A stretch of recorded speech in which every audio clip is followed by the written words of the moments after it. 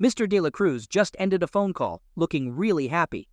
Using my skills, I moved over $10 million through 4 countries and 12 banks, successfully handling his funds and protecting him from government scrutiny. I'm Tony Cardone, known and respected for my expertise in moving money, hiding funds, and keeping people safe from legal issues.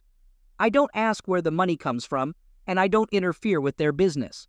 To protect myself from legal issues and stay morally upright, I follow a simple rule. Don't ask questions to avoid being lied to. My work has earned me a good income. Using my strategies, I have 16 bank accounts in 8 countries, 10 crypto wallets, and a company that manages my house, cars, bills, and expenses.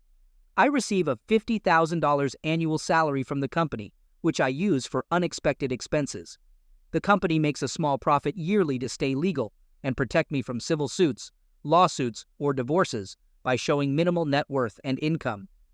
Many clients appreciate my value and offer me things I can't accept as thanks for solving their money problems, such as women, medicaments, trips, protection, and more. Until now, I haven't taken anything from them.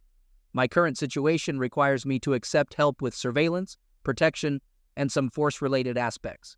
Business friends were glad to assist and thanked me for my work.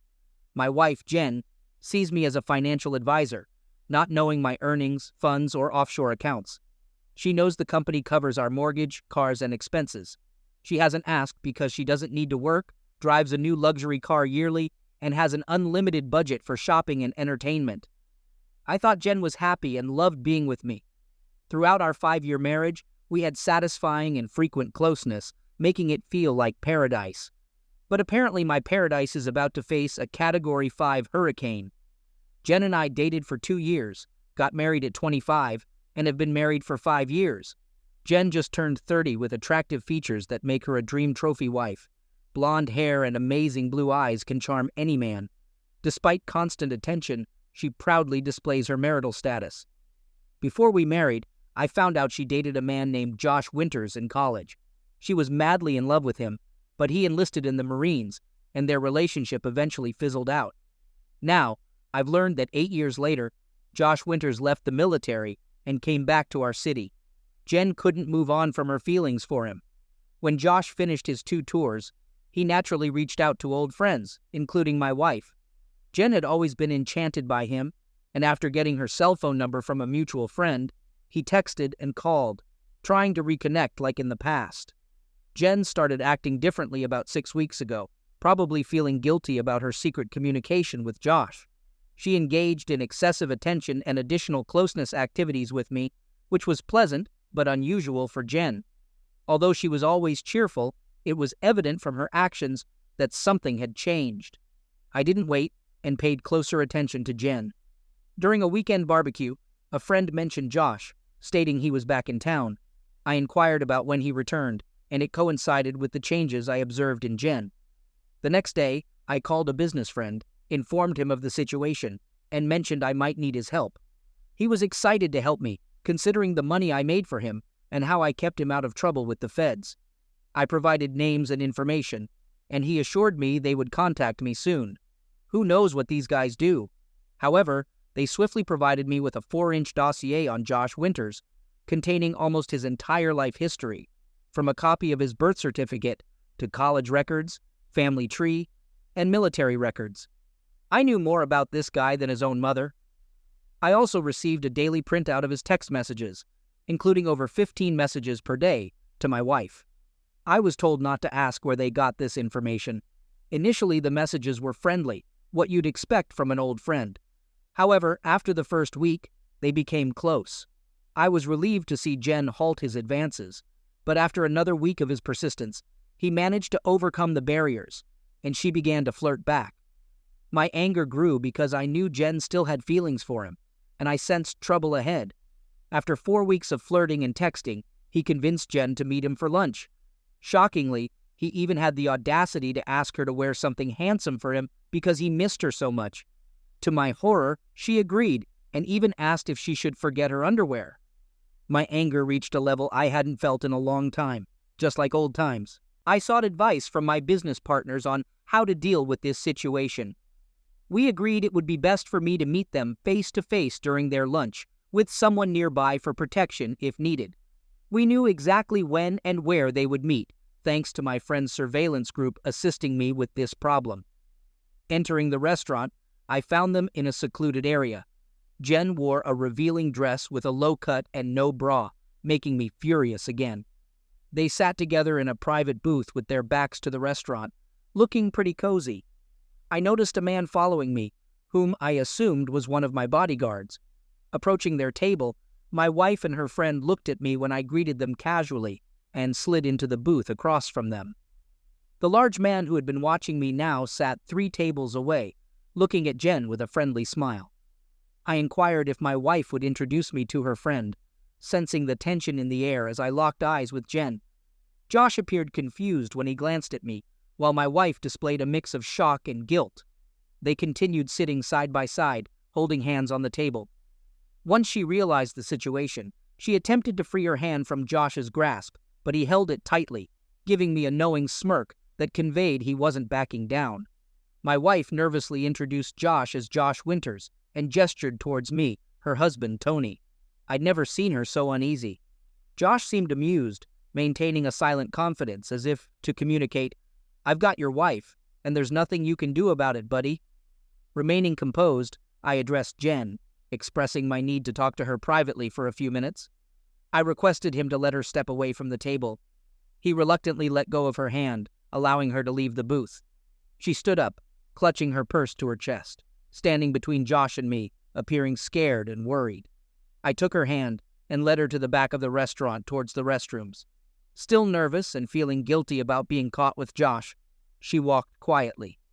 Without saying a word, I pulled her into the empty men's room and started addressing the situation. I mentioned her lack of a bra and the revealing dress, expressing confusion and hurt about her apparent disrespect. She stood there, shedding tears without uttering a word. Then I raised the hem of her dress to verify the absence of underwear. Seeing my expression change from horror to rage, she observed as I held the dress above her waist and turned her to face the mirror, forcing her to confront her reflection. I pointed out the lack of underwear, expressing my dissatisfaction with her dressing when I'm not around. She screamed, pulling her dress down to cover herself. She insisted, "No, it's not what it looks like. I know it sounds bad, but I have a good explanation, and you will understand. I promise to explain." In a commanding and stern tone, unlike anything she had heard from me before, I spoke slowly, emphasizing every word.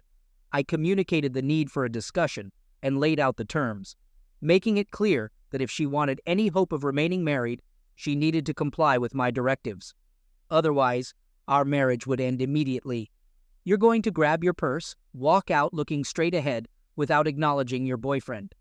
Go straight to your car, drive home, put on the coffee pot, and wait for me to come back. I'll be no more than 10 minutes late. Don't text or call your boyfriend or anyone until we talk. I'll talk to your boyfriend and explain why you had to leave.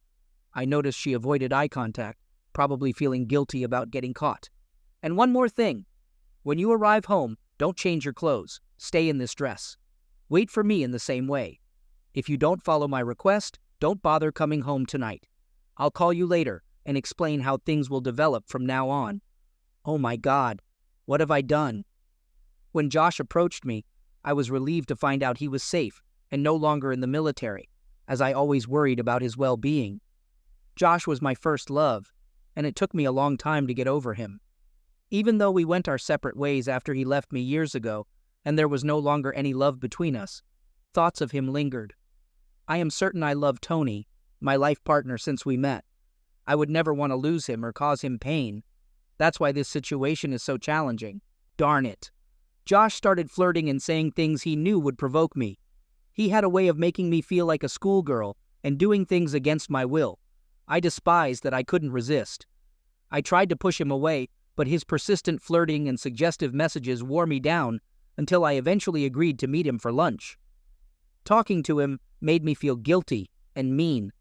I knew I shouldn't be doing this, and I should have told Tony about Josh's return and our conversation, but I kept it a secret, and the regret is overwhelming.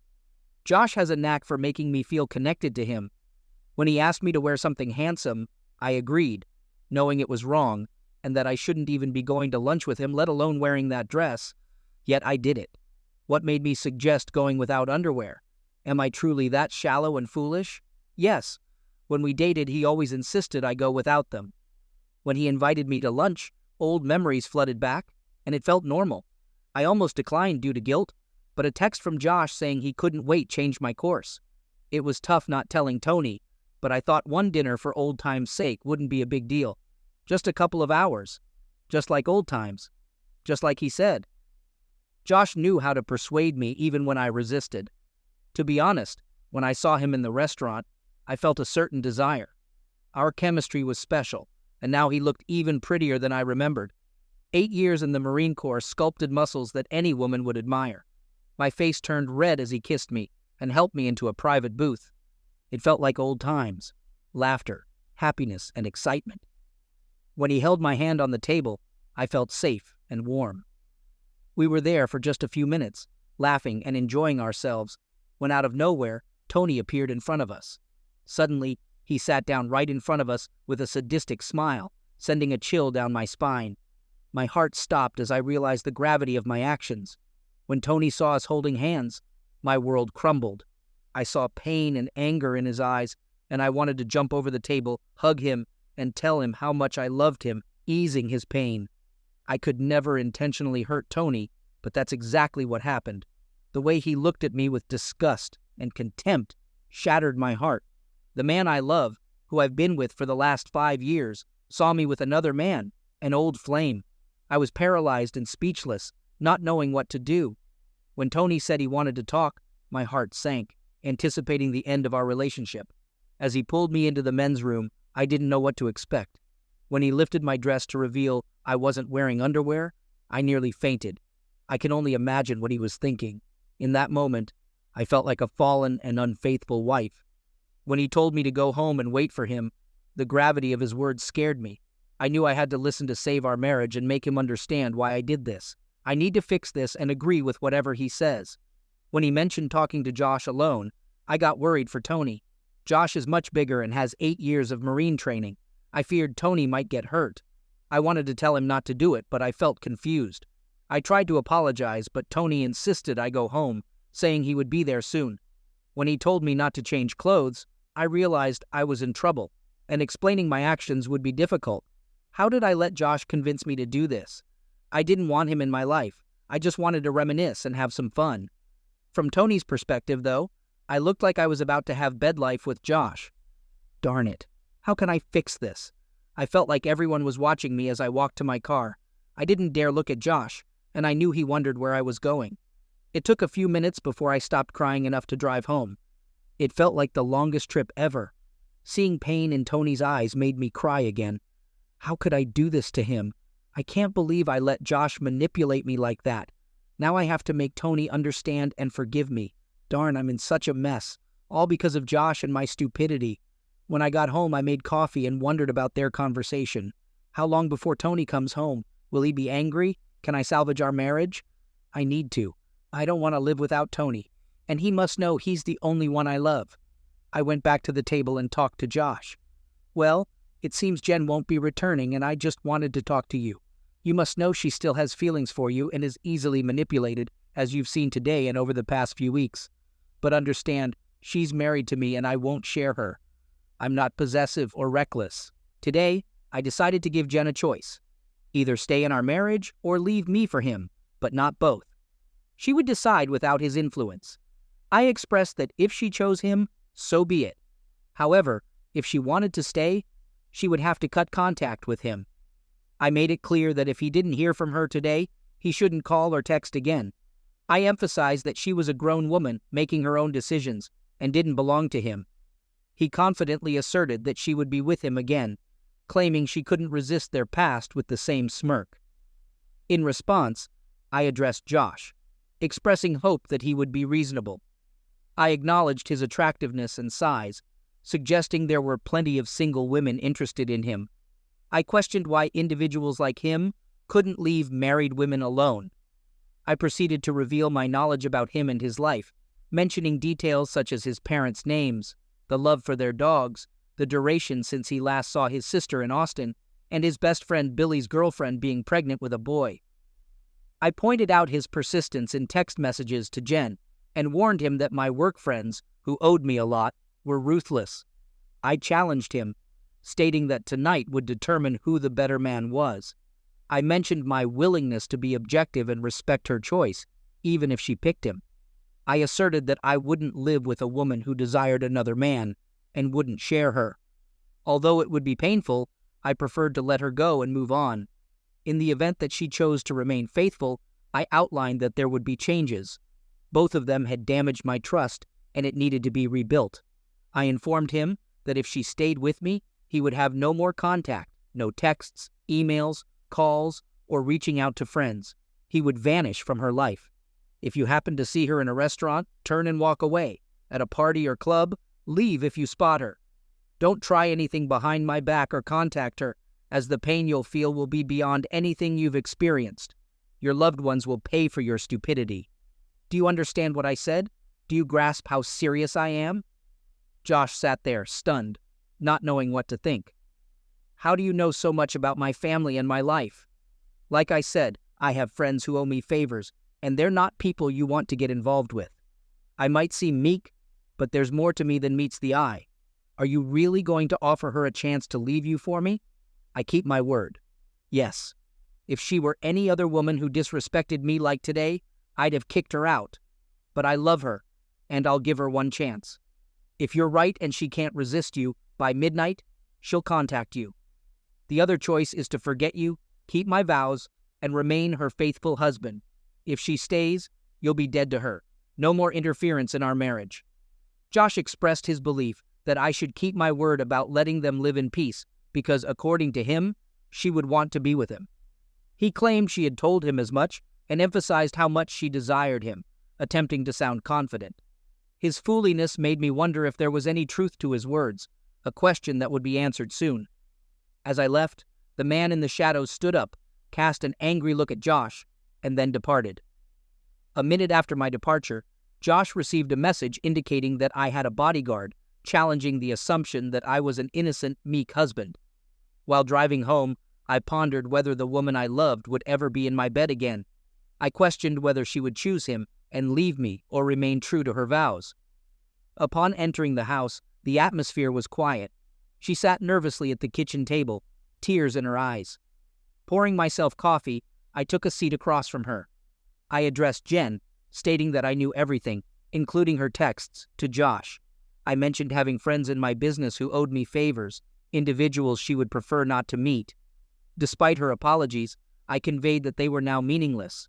She had betrayed my love, and her actions that day had shown a level of disrespect for me as her husband that I had never anticipated. You know me, and I've made it clear that I won't tolerate living with a woman who doesn't respect me, our vows, and the sanctity of our marriage. In my world, cheating extends beyond the physical. Even the mere thought of being with another man is a betrayal.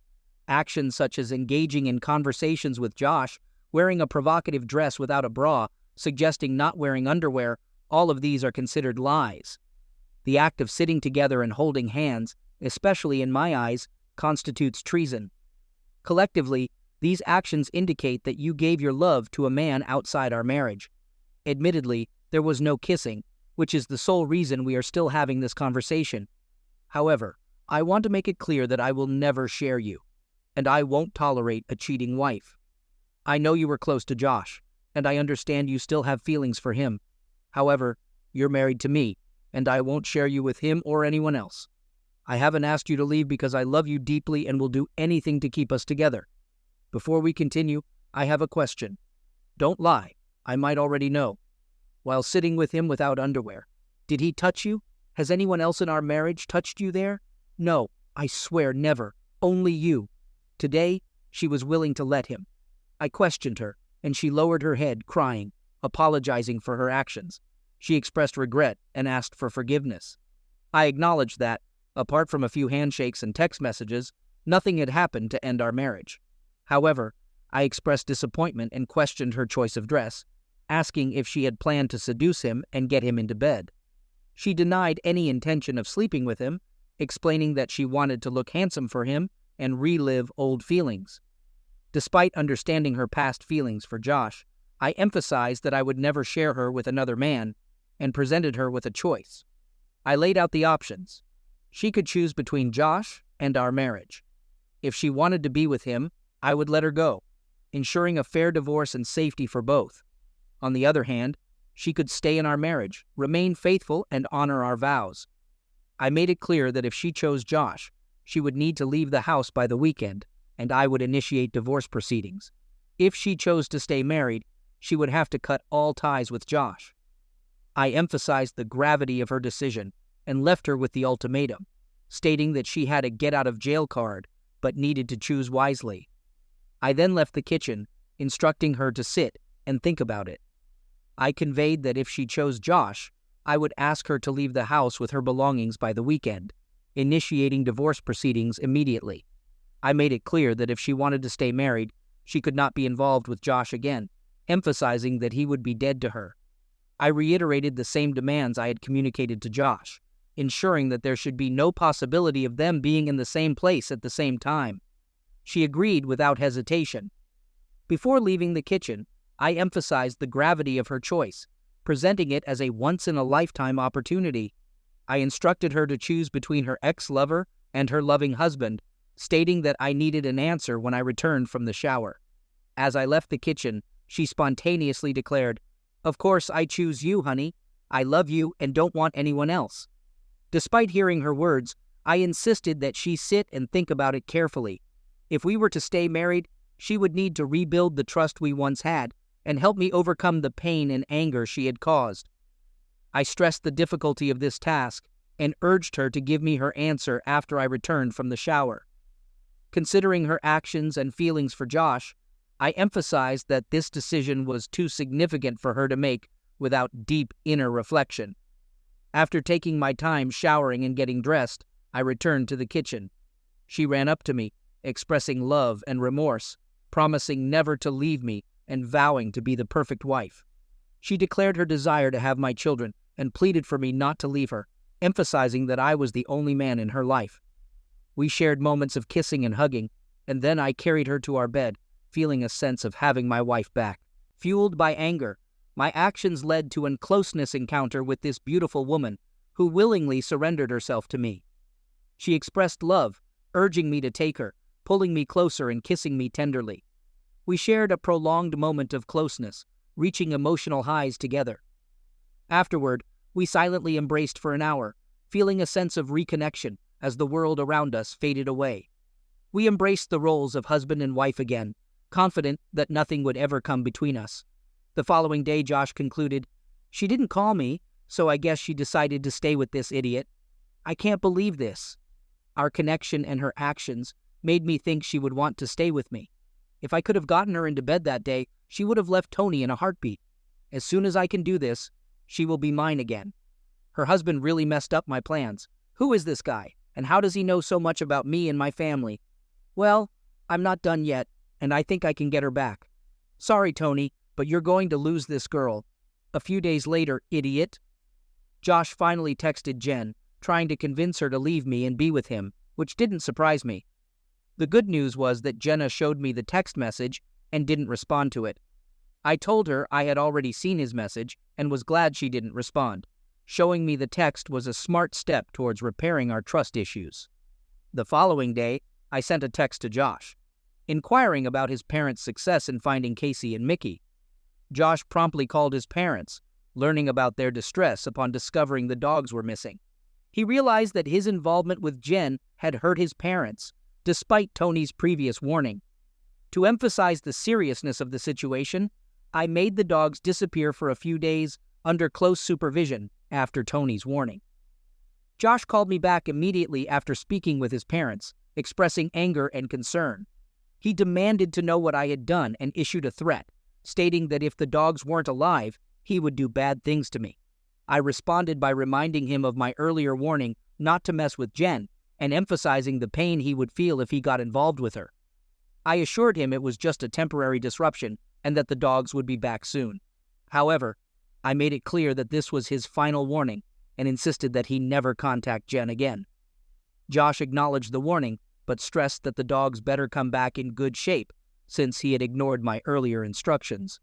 I declared my intention to take whatever actions I deemed necessary, and Josh would have to face the consequences. In response to his threat, I informed him that the return of the dogs was uncertain, as his tone did not inspire mercy. I contemplated whether they would come back at all, emphasizing his disrespectful tone. I suggested that perhaps his parents should know the reason their puppies had gone missing, teasing the idea of calling them. Josh, realizing the severity of the situation, apologized and pleaded for the return of the dogs, promising to stay away. I accepted his apology, but warned that next time, it wouldn't be the dogs disappearing. He agreed to stay out of Jen's life, and I assured him that the dogs would be back soon. However, I reminded him of my physical distance and lack of control over everything, stating that the people involved had their own opinions. I promised to discuss the matter with them and see what could be done. I expressed my hope that we wouldn't need to have another conversation, warning Josh that if we did, he would be dealing with much more significant issues. At 3 o'clock the next night, Josh's parents experienced tears of joy upon the return of their beloved dogs, who were barking on their porch. Unaware of what had transpired and that their son had been involved, they felt immense relief. Josh, upon hearing the news, expressed relief at the return of the dogs and sent me a brief thank you message. Subsequently, he grasped the gravity of the situation, distanced himself from Jen, and secured a job in another city several hours away. Despite attempting to gather more information about me, Josh could only access public details, indicating that I worked as a financial advisor. Realizing that additional information was sealed, he decided to move on and start a new life, severing ties with his old flame. Concerned about the possibility of Josh re-entering her life, I took proactive measures. 2 weeks after the incident, I presented Jen with a postnuptial agreement, drafted by my lawyer. The agreement outlined her willingness to relinquish everything, including rights to any children born during our marriage in the event of infidelity. While it couldn't prevent a recurrence of her previous encounter with Josh, it provided ample incentive for her to consider the consequences, given my increased attention and the knowledge that I would consistently check in on her. Alongside the post-nuptial agreement, we faced any potential challenges that lay ahead. Approximately a year later, Jen became pregnant with their first child, and the couple grew closer than ever. Recognizing the close call that nearly jeopardized her life, Jen committed herself to making me happy and strengthening our family. The specter of Josh gradually faded, and it seemed as if he had never existed. Despite the potential for irreparable damage in a single day, my love and approach towards challenges played a pivotal role in saving our marriage.